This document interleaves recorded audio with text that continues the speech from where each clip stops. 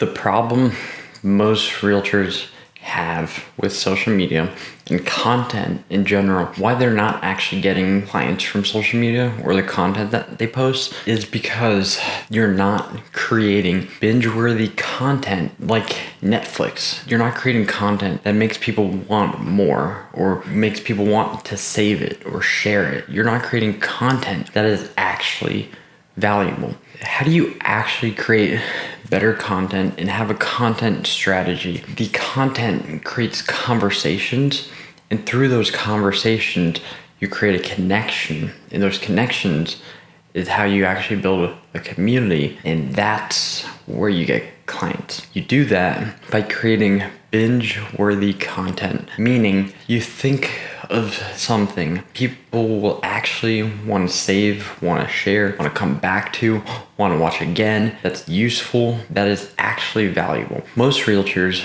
all they're doing is posting homes just listed, just sold. Their feed looks like a bunch of houses. They're not even allowing people to connect with them. In real estate, as you know, it's a very personal business, very one-to-one, belly-to-belly. You actually have to have people not just know you, but like you and trust you to want to work with you. If you're not putting out content that allows them to connect with you and actually gets them to like you and trust you, how you expect for your content to create a conversation that can actually lead to a client? It's kind of like going up to someone at the bar. Before you even say, hey, my name's Andrew, you're like, hey, do you want to marry me? That's what most people are doing. Hey guys, are you looking to buy, sell, or invest today? Contact me. You want the best rate, best closing costs? Contact me. You're treating social media like sales. Social media is a top of the funnel brand platform. It is a place for people to connect and have conversations. Most realtors are not treating it like that.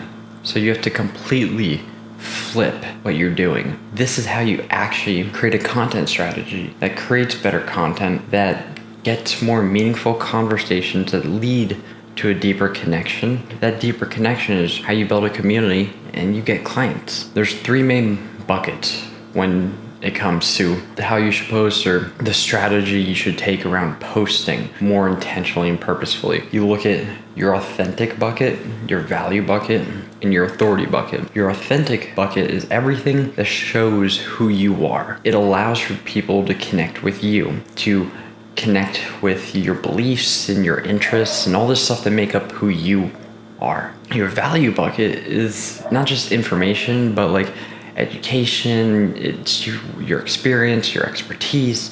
It's where you can create these micro wins, and I'll go into that. In the authority bucket, it's just simply building credibility, building trust. You can take it another level and use storytelling, and this is how you actually get people to say, hey, I don't just talk about it, but I also get results with it. I understand when you think of the authentic bucket, you're like, well, I don't want to share who I am, or I don't know what to post, or I feel like I share too much myself. You need people to connect with you. If they aren't connecting with you, they're not gonna want to work with you. You do that by sharing who you are. Let's think Gary Vee, for example. He doesn't show his kids, but he tells you about his beliefs on positivity, optimism, his beliefs on parenting. He tells you about his interests with the Jets, his interests with wine, his interests with sports cards, with all these other things.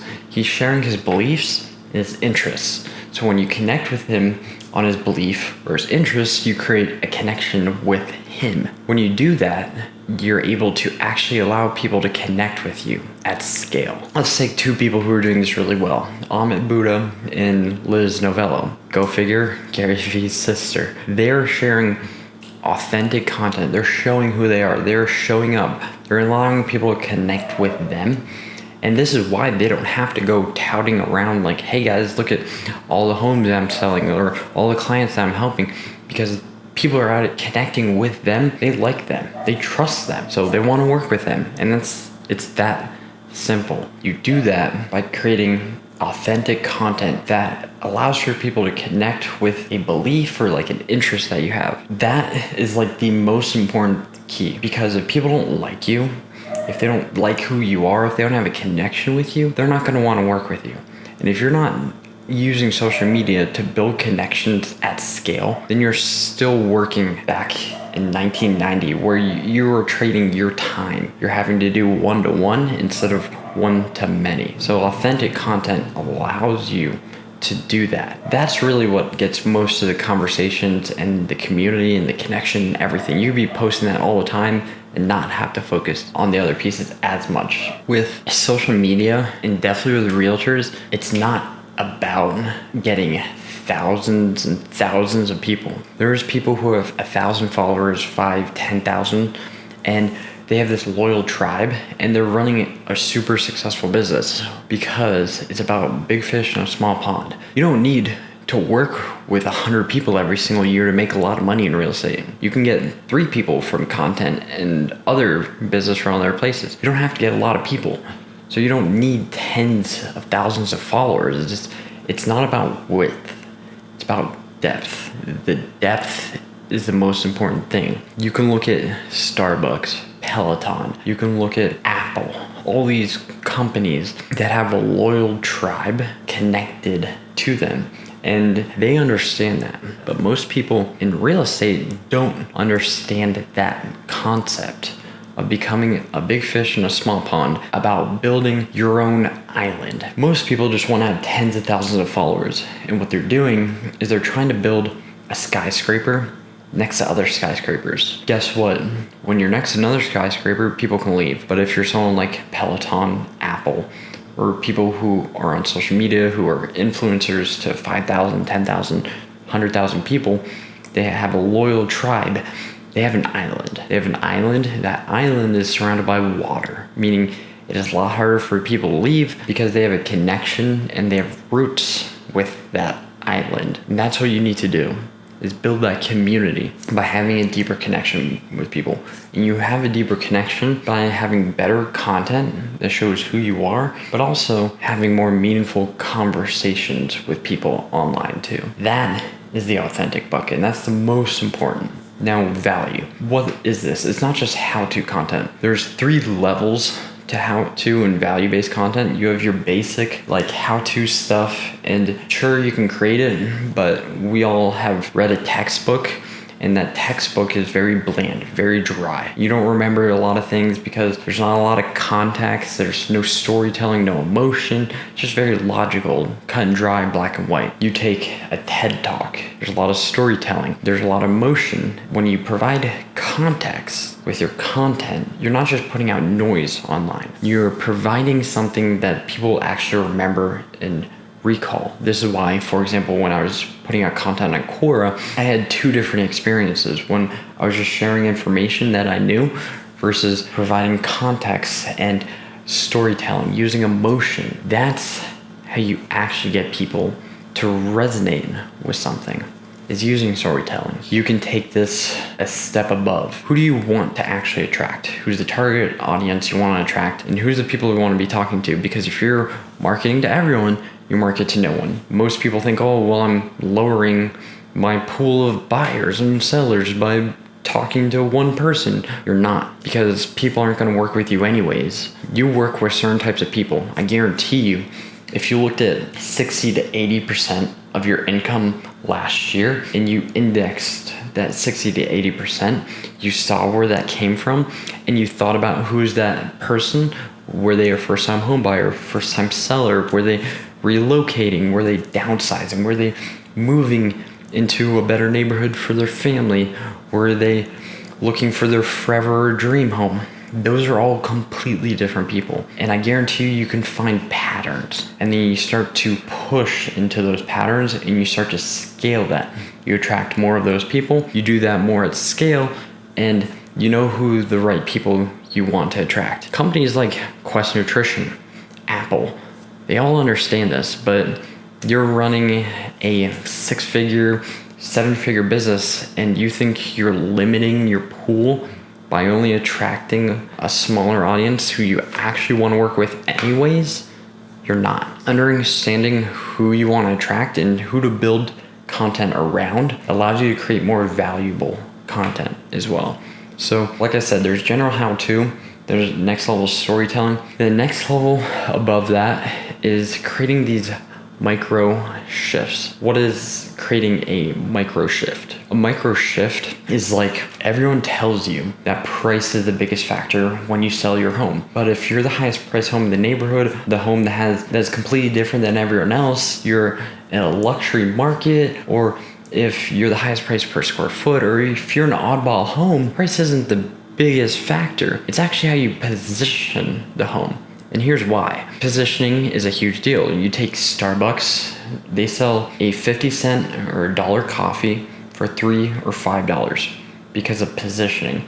Everything around the product, the service, the experience is positioned differently than someone who's just selling a $1 cup of coffee. Different product, different price point, and different positioning around that product. See, with your home, you can do something very similar. Depending on how you prepare the home, the condition, the staging, the work that you put into it to allow it to really stand out, when you tie that into not just the preparation, but how you think about, okay, how's the market going right now? How's the competitors around me? What's moving, what's not?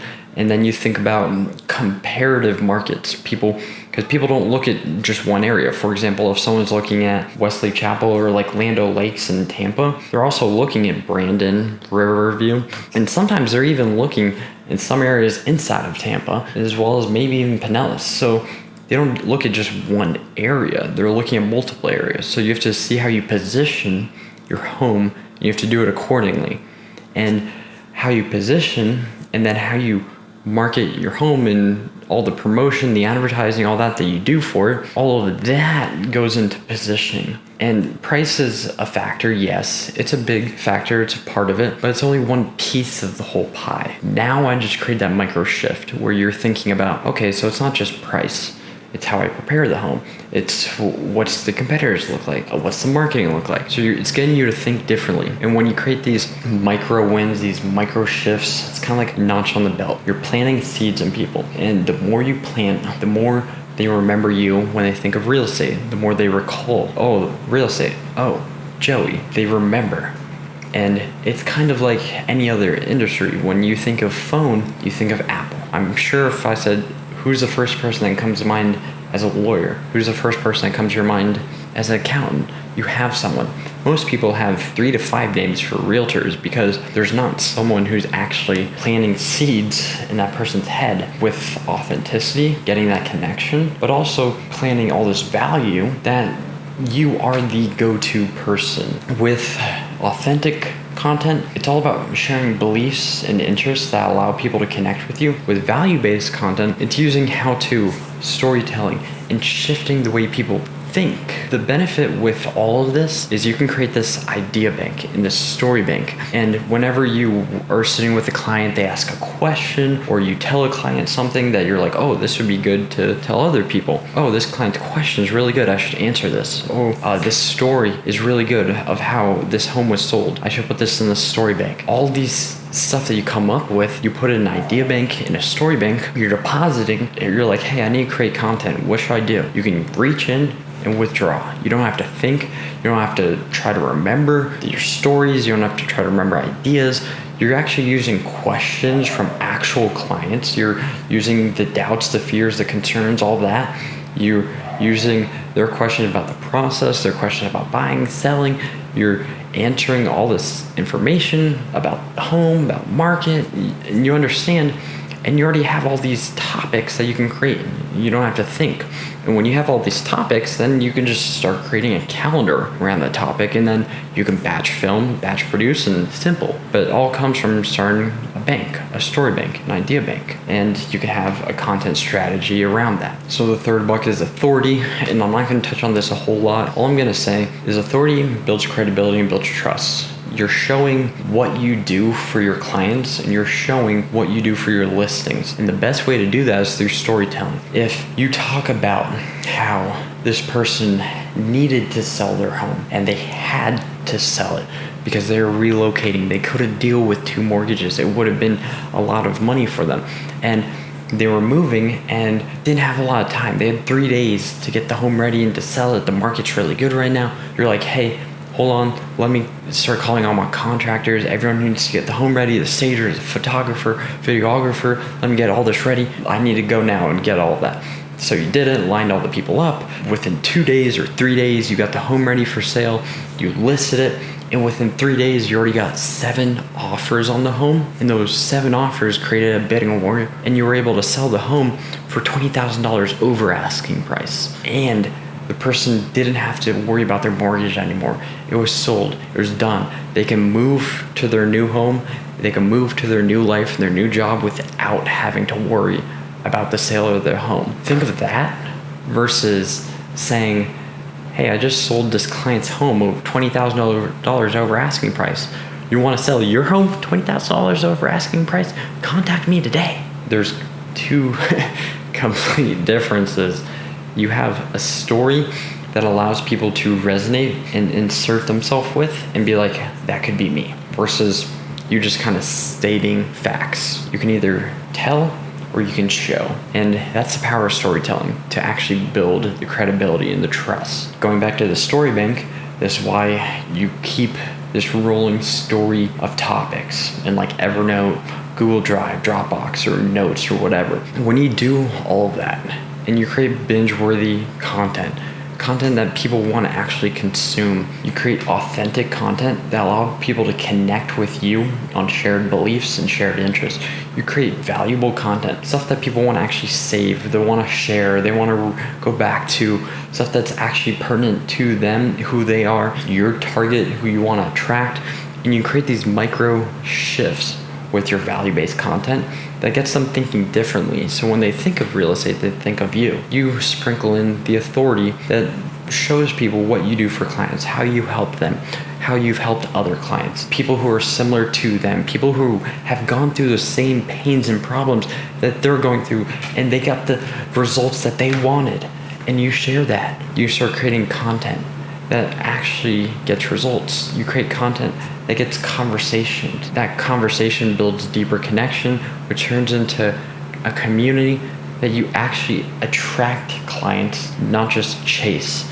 You have people who want to work with you. That's what it comes down to when you're creating better content and actually creating an effective content strategy that gets results on social media, something that actually gets conversations and gets clients. What does social media reward? What do all the algorithms reward? Well, of course, entertaining stuff. Think about the metrics. Likes and comments don't matter a whole lot. They're good to get like a little extra reach. Comments create more conversation, so comments are important. So the more questions you ask, the more people you engage with your content, you ask a question at the end to actually get more conversation, you start boosting the content up. When you create binge-worthy content, stuff people want to go back to, people want to watch again, people want to share with other people, you think of saving and sharing. This is why all social platforms reward saving and sharing way more than every other metric. Of course, like YouTube, watch time's a huge deal and all this other stuff, but on Instagram,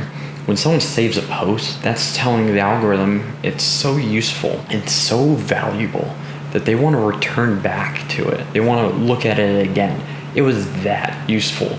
And they probably want to see other content from that person. Now let's think of shares. Sharing means you're telling the algorithm, hey, this content's so good, I want my whole audience, the people who follow me, to see. So when you create binge-worthy content and you think of what is someone gonna want to save or want to share, that's how you create better content. I hope that shines some light on how to actually create better content and have a content strategy that gets results on social media. If you have any questions, I know this was a little bit longer video, any questions at all about all of this or any of this or any specific piece, definitely feel free to reach out. Comment any questions you have. I would love to hear what you think of this video. Thanks for watching.